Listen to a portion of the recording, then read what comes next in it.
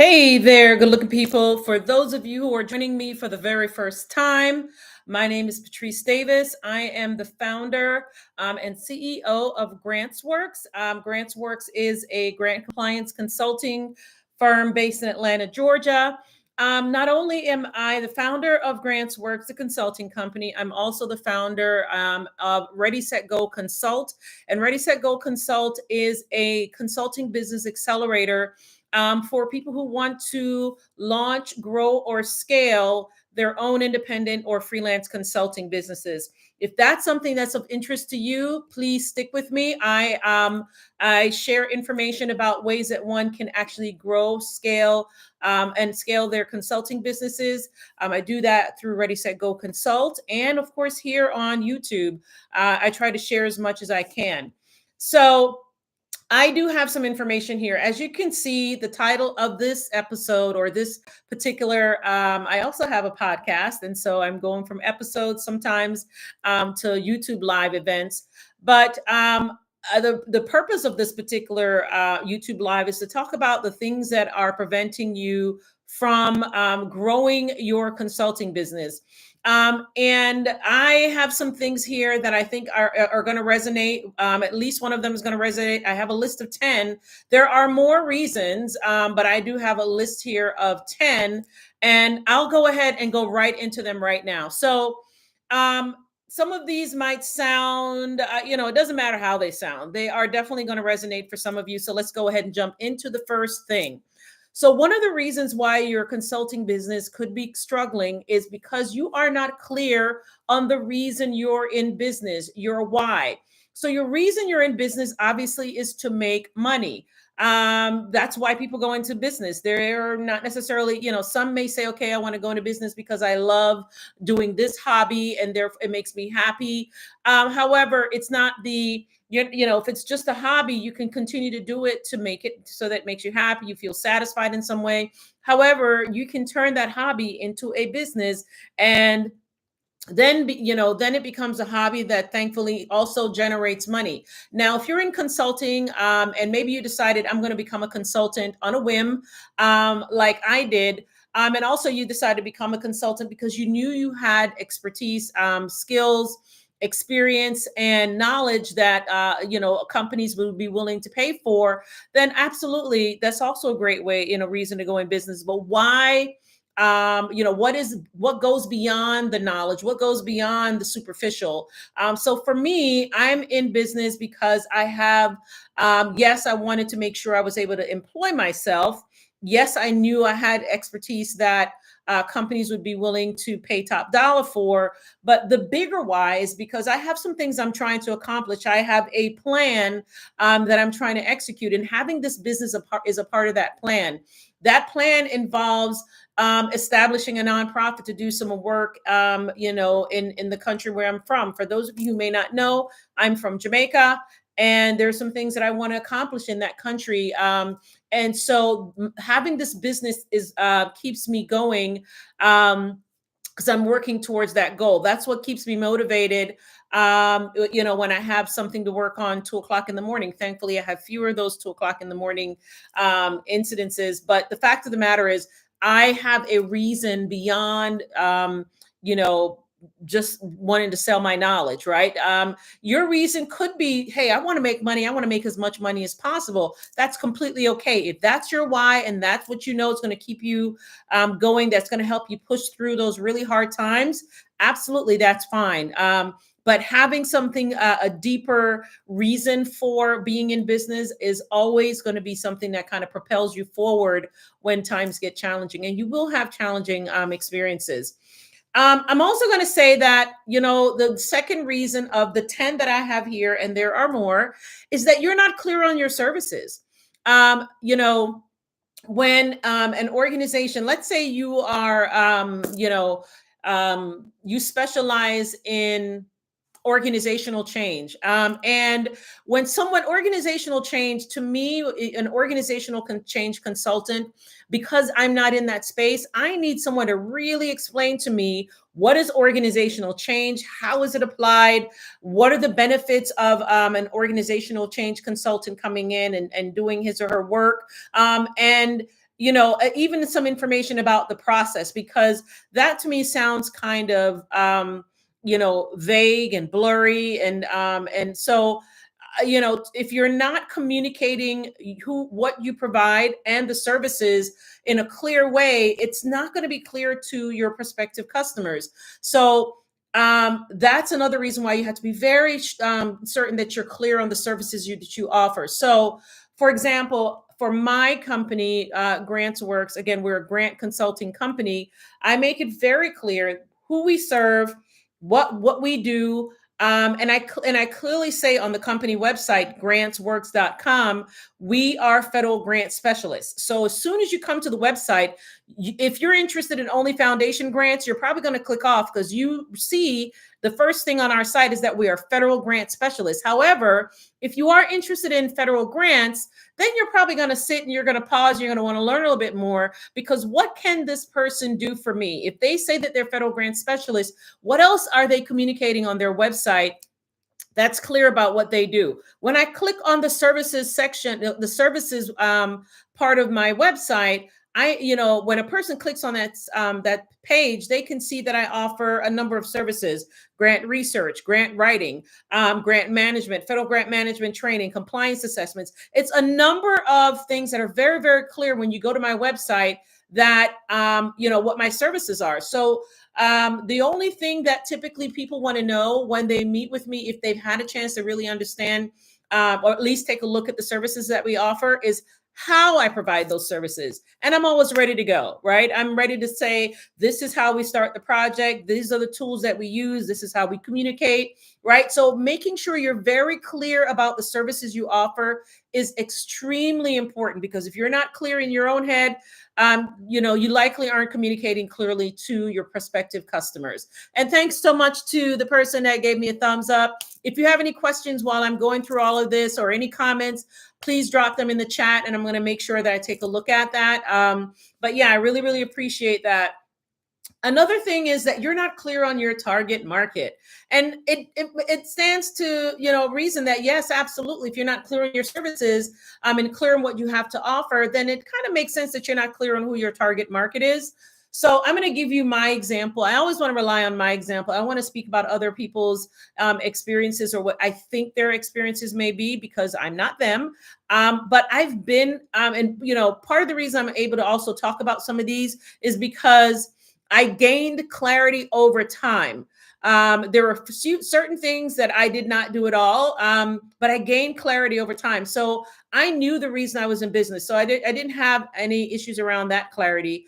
But clarity on the services took some time. Clarity on my target market also took a little bit of time. So let me give you my story, my example. When I first started my business back in early 2020, when everything was upside down and topsy-turvy, and everything was just, we remember what that was like. I spent a lot of time, I call it, basically stalking Facebook groups that were for nonprofit organizations, because of course I work in the grant space. Maybe all of my customers and clients are going to be nonprofits. And I should have known better, because I also was a public health analyst at the CDC. And I knew that there were businesses that received federal grants. But for whatever reason, I wasn't really targeting businesses. I was really focused on nonprofits, because that was the space I'd come from. My position before I landed that position, my position before I became a business owner, was as a senior director for a large nonprofit. And I knew how much money large nonprofits typically receive. I'd worked in the nonprofit space as a nonprofit executive for a number of years. So I guess it's, made sense that I was targeting nonprofits. Over time, though, I started to realize, well, if you only target nonprofits, many of them are at different stages. Some of them are emerging. Some of them are they're really, really trying to figure things out for themselves. And in many instances, I'm going to say it, nonprofits, some are, really, really watch their budgets like a hawk, and we understand why, right? And as a result, they are sometimes more hesitant to hire consultants, especially the fees that I charge for our services. However, those nonprofits, whether they are mid-size or larger, that have government grants, they know, hey, we need to hire someone to help us manage this grant, or we need to hire either an employee or a consultant, because they understand the importance of those government grants to making sure that they comply. But I'm not to digress too much. The point I'm making is it takes time for you to for some people, it takes time to become very clear about your target market. So once you're clear about your services that you have to offer, and you can really, really clearly explain your services, then it's easier, I guess, to also, not I guess, to also figure out who that target market is, because now you're very, very clear about what problem you solve, and who you can solve it for.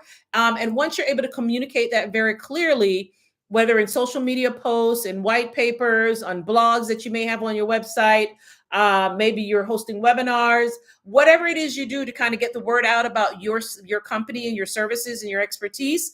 The clarity in the service and the target market are going to be very, very important. And so, if you're not clear, then obviously you're not going to be clear to your prospects. And again, that could impact your consulting business.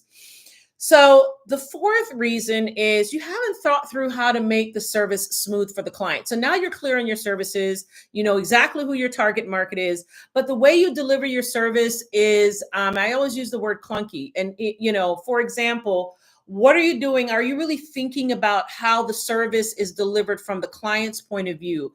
Are you sending them 10 emails before you even begin the work? Do you have some kind of questionnaire to capture information about what their needs are? Are you hosting a a really intentional client engagement kickoff, right? Are you surveying? Are you actually collecting surveys after you serve certain clients so that you can get an idea of what you can do to improve? And this is where I'm going. It's so interesting. I'm going to go ahead and share a story that happened to me recently.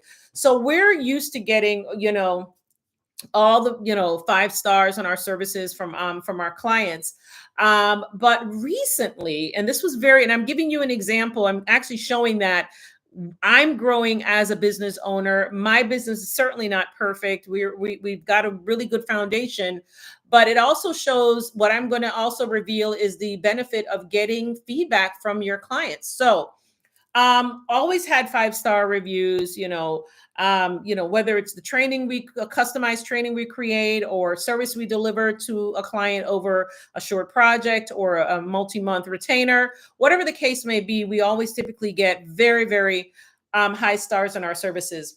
In one instance, I would say back in January, we had a client who is a med tech firm. He represents, basically, it's a med tech firm that was the client. And we provided great service. We had the knowledge. We were responsive. Our responses were very detailed, and they have to be when you're talking about federal grants. You're helping your clients interpret guidelines and regulations. So you can't really just kind of skimp on the response. You can't be like, okay, I'm going to keep this as short as possible. In many instances, you have to kind of spell it out, almost build a narrative. First you do that, and then once you do that, you do that, and really help them understand it in as clearly as possible. However, this client, in his response to the survey, said that basically around the we should probably make sure that we're the something, I don't remember the details. Basically, either the meetings or the tool we use, we needed to really tighten that up, something along those lines. So we do use a project management system for all of our engagements, no matter how short or how long. And we always go to our meetings with an agenda ready. We've got files ready. We've got links ready. We've got, we try to be as prepared as possible.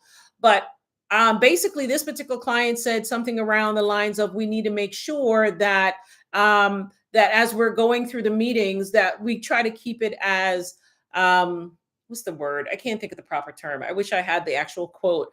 But as a result of that feedback, I became much more aware of the way we deliver that particular service. And now I try to make it as, as smooth as possible. We already deliver in I believe, pretty smooth, Service delivery, I think we already provide smooth service delivery, but now I pay even more attention to that element of our service, because I want to make sure that no other client has that issue or that comment or that opinion. We still receive like a 4 out of 5 or 4.5, but it wasn't like the high marks that I'm used to getting. And it also reminded me that we should never, ever, ever take any of these things for granted, because when a client has a really good experience with your company, they're going to refer your company to, some of their colleagues. So just, always keep that as top of mind. But yes, the way you deliver your service is very important. Think about the way you deliver your services. Is there a way you can enhance that process? And make sure that your clients have, can, once the engagement is over, they have raving reviews. I think I mentioned to you guys before on this channel that last year we had quite a few referrals as new clients. I would say 8 to 10. And so that tells us we're doing something right. And my job is to make sure that we always, we always provide services in a way that the client feels good about the output and outcome, but also feels good about the way that the service was delivered. So just want to make sure you guys are thinking about that. Now, number 5, let's see here. Yeah. Let's go ahead and start with number 5. This is I think probably one that I think many of you may be making this mistake. You're spending a lot of time on the small stuff. You're fixing your website, you're tweaking the way this font looks, you're getting prettier pictures for your proposal, you're doing all the small things, you're posting on social media. Posting on social media is not a marketing strategy. You're doing all the things, the little small things, thinking that you're making progress when in fact you're not.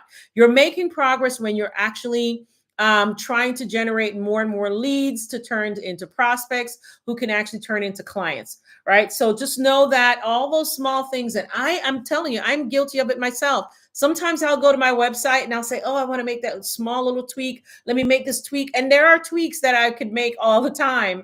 And sometimes I do fall victim to it, right? Because sometimes maybe there's a big thing that you don't want to really focus on. So you'll spend like 5 or 10 minutes fixing a word here or there.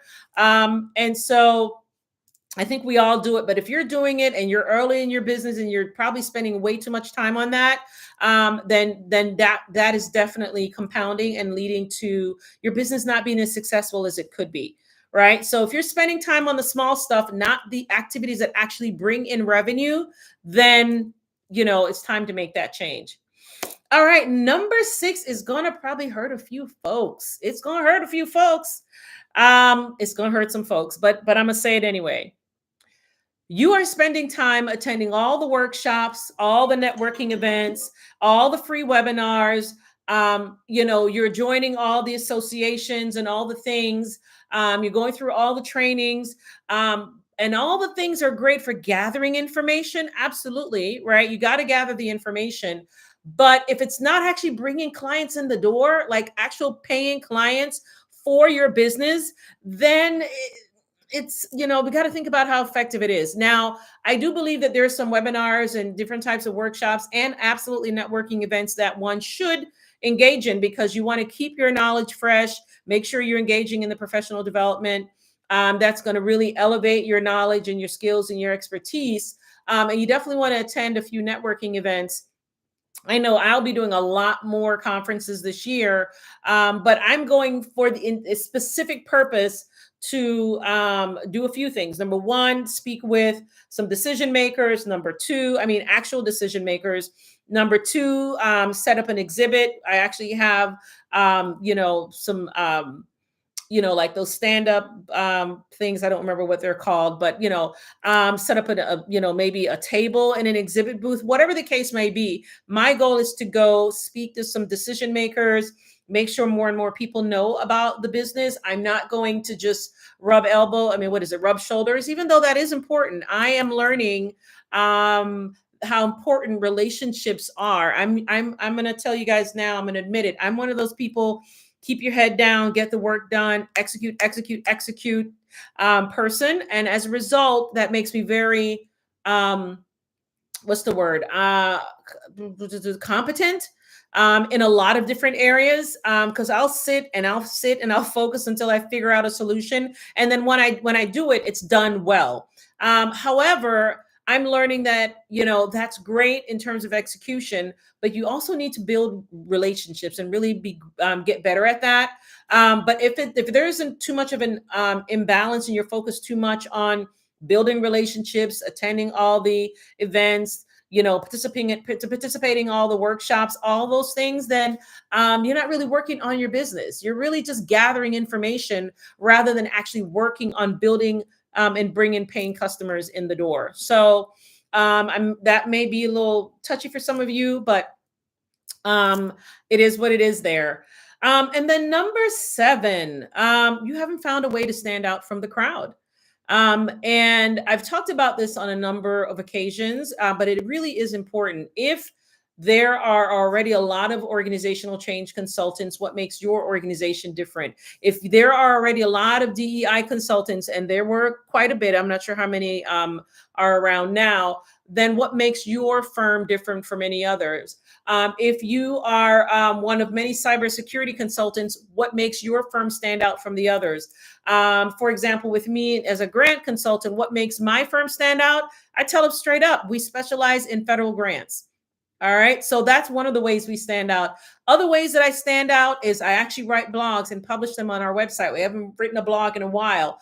I also right. I also have a LinkedIn newsletter, right? So I do all of these extra things that help to solidify the company's role as an expert in this particular space. So I implore you to do the same thing. Instead of watching one additional webinar, take the time out one evening to write 3 blogs, or, write a white paper. And then you have now an opportunity to share all that information in as many places as possible. Not just a full document, but, snippets. You can decide, okay, I'm going to share these 10 snippets over the next, let's say, 4 weeks on my favorite platform where most of my clients hang out. Or my prospective clients out. I'm going to just go ahead and take snippets of this white paper, and every Tuesday and Thursday, I'm going to go ahead and schedule them out so that I don't have to think about that during the day. I'm not going to start my day on social media posting. I'm going to spend some time one evening or one Saturday just taking snippets and scheduling them on social media. So during the week, I'm focused on maybe on other business development activities. Maybe I'm spending the week, obviously, on service delivery and other ways that you could be bringing, money in the door. So yeah, it really does make a difference to spend time on building content. I often wonder why, instead of having, why don't I have a YouTube channel about federal grants? I don't think, and I just don't see the value in it at this time. Maybe I'll change my mind. But I talk about federal grants all day long. I have a blog about, I have a, blog about it. I have a LinkedIn newsletter about it. I post about it on social media. And so I really need that break to talk about other things. And so the other thing that I really like to talk about is how one can build and grow and scale a consulting business. I like to help people sort through it. And so I'd much rather talk about that. And as I said, I also have a podcast. And yeah, so at this point, I think I'm doing enough in that space as it relates to creating content. But I'm asking you to think about what's the best kind of content you can create, so that you can also, build. And you may already be doing this. Basically, start to build a reputation. One of the things I told one of my one of the first team members that joined my team was that everything that we do, all of our interactions, and I'm saying this now really as a way to substantiate number 4 about how to make your service smooth and all and free of, friction and clutter for your client, is because I really believe that every interaction with a client or a prospect is a part of reputation, either reputation building or reputation protection. So if you think about it that way, that everything you do, there's a ripple effect, right? So Just wanted to point that out. Oh, great. I'm definitely struggling, need to pivot. I definitely want to learn more from you, JM. I want to learn from you exactly what you're struggling with. Let me see what comment, what you provided, any additional details. Okay, JM, tell me what you're struggling with.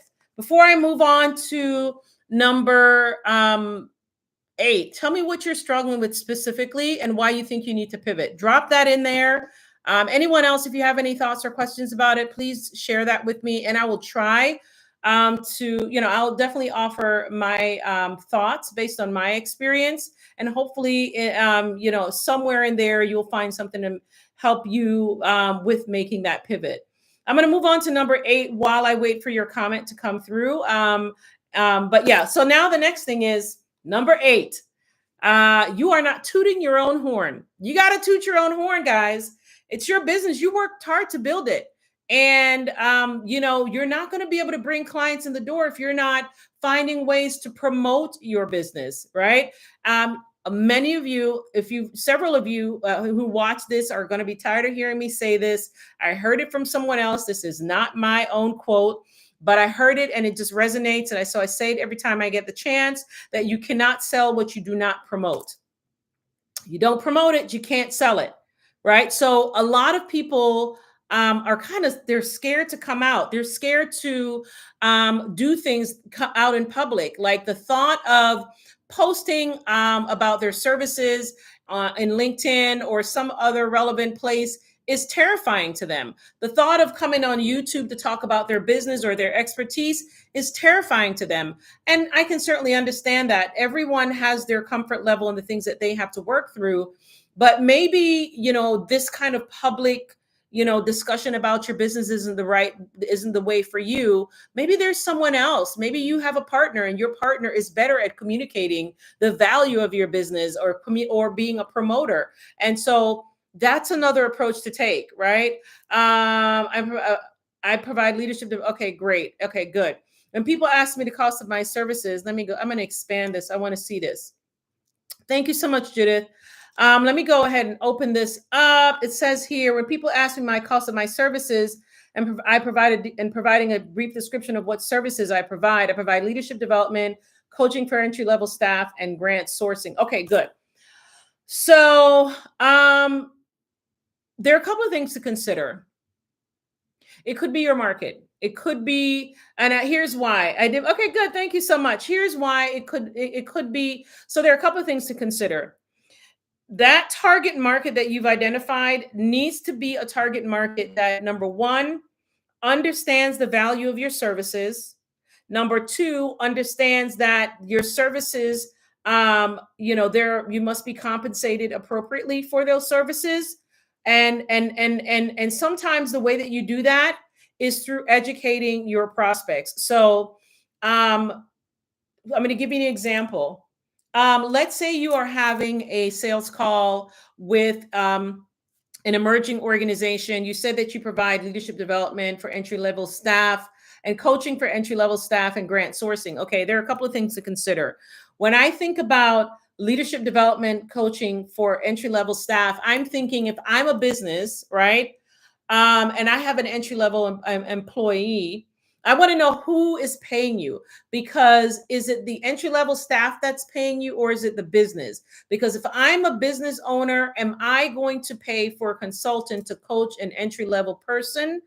However, if I'm an entry-level person and I know that, hey, maybe I'm being timid, or maybe my work ethic needs work or something else, am I going to pay a coach to help me through that? Absolutely. So I'm thinking that maybe your client is the entry-level staff and not the business.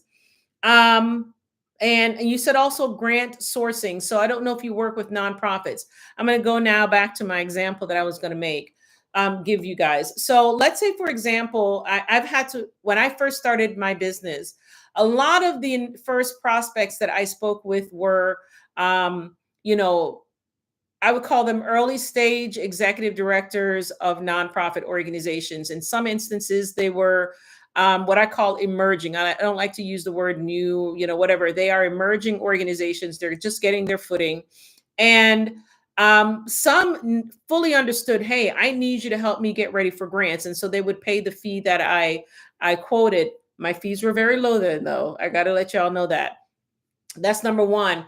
Others would actually scoff at the fact, scoff at the fees that I was charging. And back then, again, the fees were low.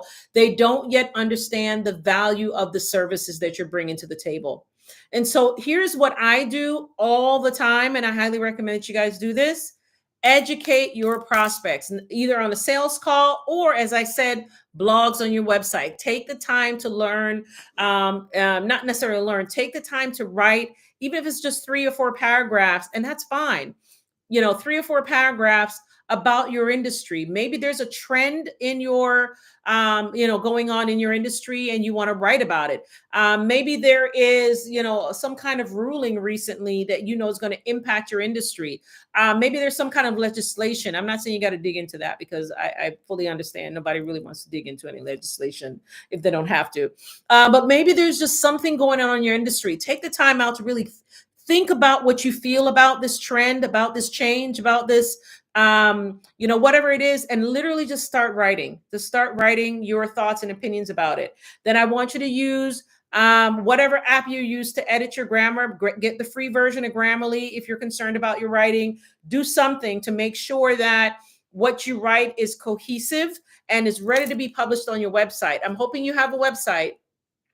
Right. And if you don't have a website, take your time to, take some time to make sure you do have a website, because that's the first place people are going to go to find out about your business. Okay. So absolutely, I'd love to learn who your customer is. Your customer, the entry level employee, or is it the business? So I'm curious to hear about that. And then you said grant sourcing, which means you work maybe in the grant research area, grant prospect research.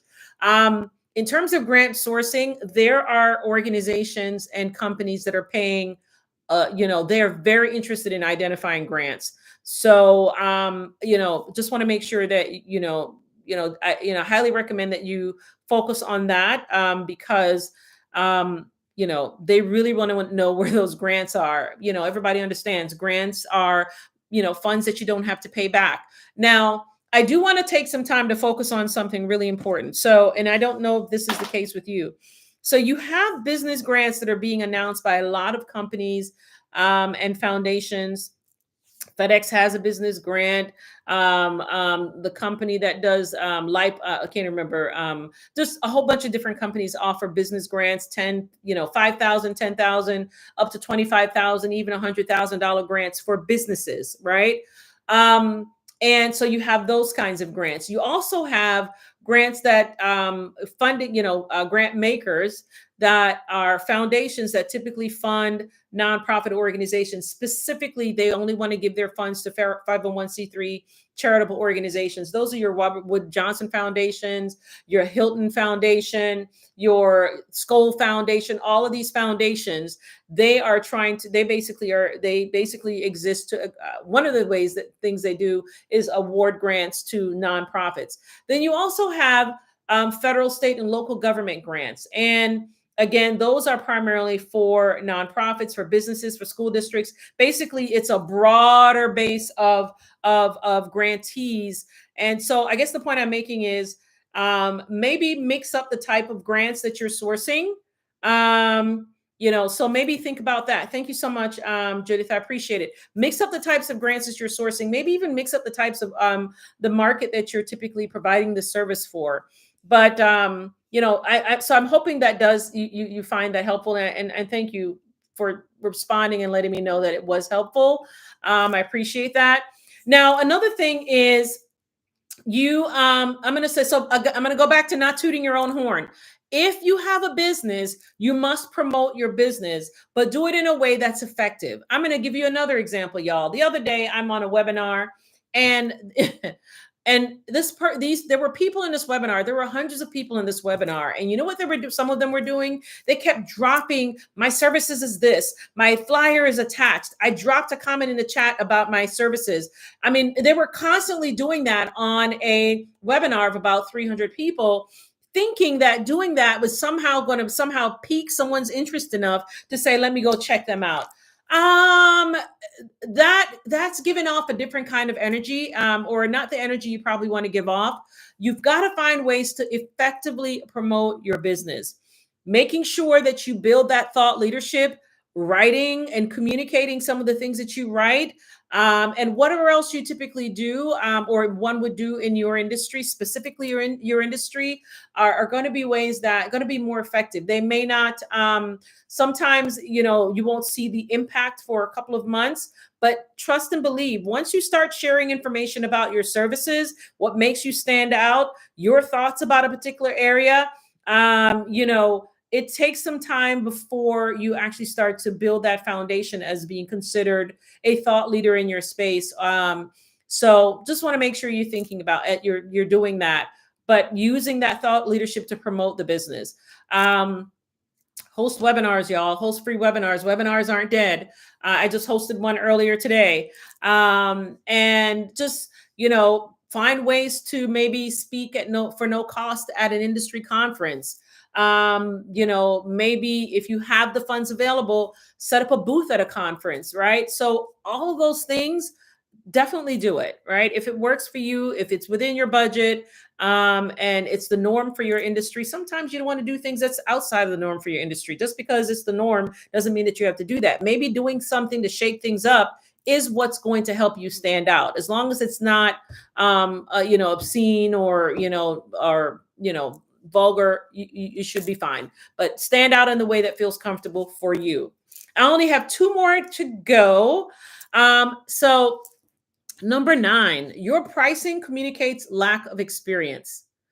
And that's a good question. Phenomenal, Kim Timms. I'm going to go ahead and answer that question after I answer this, after I talk a little bit about this.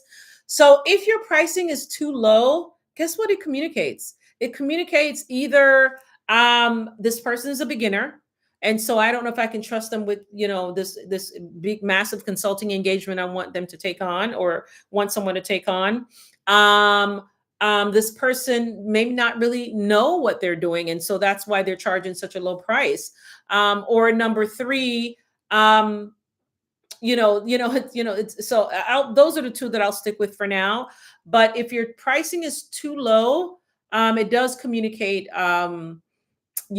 sometimes the things that you don't want it to communicate. Now, when I started my business in 2020, I've told you all my stories about how I was charging very, very low cost, low fees, because I didn't know any better. This is what I was doing, and I'm going to tell you all this, so because I'm hoping you all don't do the same thing. I was thinking, okay, my salary at so and so company was about, that when I broke down my salary at this last place, it broke down to be X amount of dollars per hour. So what I'm going to do is I'm just going to increase it to $50 an hour. Absolutely not. As a consultant, you should be charging $150 or more per hour. Yes, $150 or more per hour, right? Now you may say, okay, well, I'm new to this. I'm going to go ahead and start out $100. Absolutely. And it depends on what you do. But there are people that charge in 500 and even way more than that per hour, right? 1,000, 2,000, 25,000 per hour. It depends on how specialized you are. So we're not going to do the $50 an hour. We're not even going to do the $75 an hour. We're going to do more than that. We're going to do at least $100 an hour. Again, if you're new in the space and you want to keep your prices low because you want to get some business, you want to get some experience, definitely do what feels right for you. But in another 6 months, after you've gotten some experience and you're really starting to understand, that $50 an hour was too low for all that work. I need to go ahead and raise that up to $125 an hour. Do it. Okay. One thing to note is I've done a video on pricing and pricing models and pricing strategy and pricing structures. Part of the reason why, so I've already shared that I don't recommend, I typically don't present my fees as an hourly rate. And I actually lost a prospect for that recently, but I'm okay with that, right? They were trying to force me to give them an hourly rate. And I was like, I can't give you an hourly rate. If I give you an hourly rate, number one, now I'm watching my hours rather than focusing on the quality of the work, and you want me to give you an hourly rate so it'll help you compare apples to apples. I'm giving you the rate for the service. And a service, and I'm giving you the fee, I should say, for what I know the value of my services are. I'm not going to give you an hourly rate just so you can, it'll be easier for you to make a decision, or because that's how you're used to pricing. I'm not going to do that. And if I gave you an hourly rate, let's say, for example, my value, let's say I provided a price that was $20,000 for that particular engagement. And I said, you know what? The hourly rate for that $20,000 turns out to be $450 an hour. I'm not even calculating anything. I'm just giving you an example. But maybe the other people that they were comparing me against were giving hourly rates of 150, 250. My $400 or whatever, $400 an hour seems extreme. But that's because I'm actually, again, calculating. That's why, again, I don't use hourly rates, y'all. I could go down a rabbit hole talking about that. The only time I'll use an hourly rate is if I am awarded a contract from, let's say, a federal agency, and the federal agency is asking me to break down certain things in a very specific budget. And they're going to be employees in that budget, my firm's employees in that budget, and I need to provide an hourly rate. Let's say they give me $100,000 contract. Included in that contract is supplies, maybe travel expenses, and maybe the salaries for 2 or 3 employees. When I'm doing that, to the breaking down the salaries, that's when I'll put in an hourly rate to get, so I'm just giving you guys some examples. That's the only instance. And even that, because a federal contractor is allowed to profit from a federal contract, there are ways that you can build the budget using that hourly rate. So let me go and answer your question. So yes, so make sure your pricing, before I jump to the next thing, communicates that you're confident, that you have the expertise to command that rate, that you so that I would leave it that confident and have the expertise, right? And that's why go ahead and start building up your clientele, so that when you are quoting some of these prices, that people can say, okay, well, she served 5 people, 5 companies that are similar to mine. She's got some testimonials on her website. I see she's writing about this thing.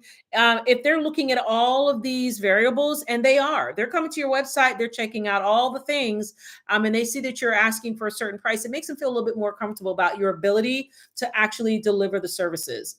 So, and obviously, if you quote a price, you definitely want to make sure that the services you provide reflect that price. All right. So here's the other question. So Phenomenal Kim Timms, as a consulting firm, how would you market your firm on Instagram and Facebook? It depends on the kind of consulting you provide. I personally, oh, you know what? You asked a good question. So let me tell you what I do. So we do market our services on Instagram, but it's less so the services and more so our products. Okay. So let me give you an example. We provide services, and I explained to you guys some of those, but we also provide training, on-demand training on grantsworksacademy.com. And so on Instagram, what I'm typically promoting is the training on grantsworksacademy.com, not necessarily our services, because I don't know if I don't think that Instagram is the appropriate place to promote the services that are as complex as the ones that we offer.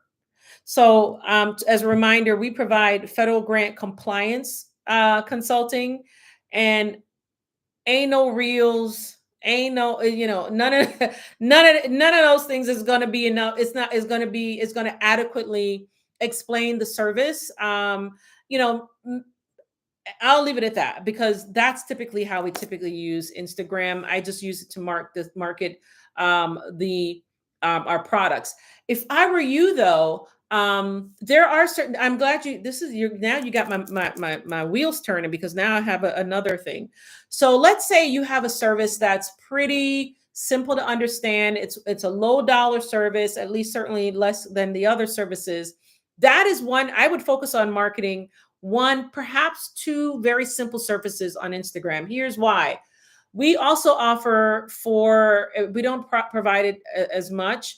We do offer a grant readiness service. Again, we don't offer it much, but that's when we take organizations and we walk them through all the steps it takes to actually become grant ready. And if they really want to, we can help them get government grant ready, because that's a whole nother level of readiness. And so all organizations, whether they're new to the grant game or have a lot more experience, they know what it means to be grant ready. So I don't have to spend a lot of time trying to explain that concept on Instagram. I could just say, hey, we've got a grant readiness workshop coming up. It'll cost $79. Again, that's a low fee. It's just a workshop. Or maybe you'll say, hey, reach out to us if your organization is ready to become grant ready. And then make sure it's easy for them to get that information in your link in bio, easy for them to register, easy, go to a landing page, learn about what it actually entails, offer a promotion. Hey, for Instagram followers only, we're offering this deal. We're only offering it for the next 2 weeks. And so I don't know how much this is helping you, but based on the kind of services that we offer, we typically focus on the products. And as I've shared with the person who manages my social media, our grant readiness service is probably the only other one I would promote on social media, because it's not too hard to explain. I hope that helped. Okay. Okay. I'm a ministry counselor speaker. Okay. Good. Good. I'm good. I'm glad. So what I would do is, I don't know enough about the work that you do, but, uh, you know, I'm hoping that eventually you'll shift away from, from ministry. You probably really could in counselor. Instagram is a good place to be when you consider the amount of people that are dealing with different kinds of challenges. I would definitely, Kim, um, share your expertise, communicate what your specialty is, because there are people out there on Instagram looking for you. And as a matter of fact, they could be swiping, or scrolling on Instagram to forget whatever challenges they're dealing with. I've seen some counselors, mental health counselors, and social workers sharing their expertise on Instagram. I'll pause. It may not necessarily apply to me, but I'll pause. And depending on the way you communicate it and how easy it is for you to get them to book a call with you, and then also potentially hire you, it could be a really great way to get leads. Okay. All right. So now moving on to number 10. Any other questions? Drop them in the chat. Okay, good. I'm hoping that helps. But yeah, so that's how you would use I would use Instagram. Yeah, the communicating, the sharing, and then also simplifying, some of the services that you offer, and maybe able to focus on one or two. Lead generation. Your lead generation is lacking. It could mean, when I say lacking, it probably means that you don't have an intentional, specific lead generation strategy. And I've actually done a video on lead gen, what that entails, some strategies to consider. So that means that, what are the actual things that you have in place, not just a strategy, but what tools you have to implement that strategy on a consistent basis, right? And you're actually, I wouldn't say actively measuring it all the time, but once you see there's a dip or there's some kind of change in the number of leads that are being generated from a particular strategy, you're then going to be able, are you monitoring it enough to at least pivot when you see that it's starting to not be as effective? But definitely you want to figure out, first of all, find out exactly what lead generation is. Think about it in the context of your business, and then think about it in the context of your industry, and then develop a strategy based on that. And then, give that strategy a good 3 months. All right. And just 2 months or so to see how well that's working for you. If you're seeing a consistent, flow of new leads coming in, then it is, effective. Now, sometimes it's so good, it's doing so well that you become overwhelmed. And that was where we were a couple of weeks ago. We're actually still at the point where we're getting more leads than we can sometimes respond to. Some would say it's a good place to be. Sometimes it is, sometimes it's not, because there are opportunities that may be going out the door, because in order for us to serve that number of people, if we were to sign 70% of them, we would have to hire, and we actually are hiring, because After a while, there becomes that, what's the word, that imbalance between the demand for your service and your ability to provide those services.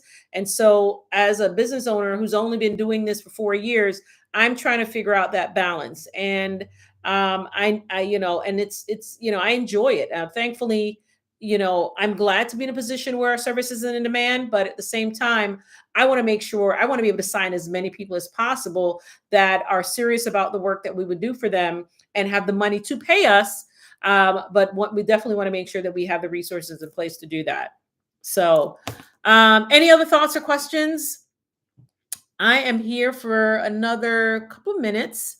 Your girl's got an executive summary to write, but I definitely want to be here for another couple of minutes. Answer any other questions you may have. Thanks for the thumbs up. Definitely tell more folks about us. Please subscribe. Definitely subscribe. The more you subscribe, the more you communicate and share your thoughts, the more YouTube understands that, hey, something that this person's saying is valuable to at least some people. And so maybe we should go ahead and move her up a notch or so, using the algorithm. All right. So if you don't have any other questions, I'm going to hang around for another couple of seconds because I know there's a delay between when you actually press send and when it actually shows up on my screen. I'm going to give it a few more seconds, just in case you guys have something else you want to ask. How can I build my YouTube? Girl, just got to get started. Get started.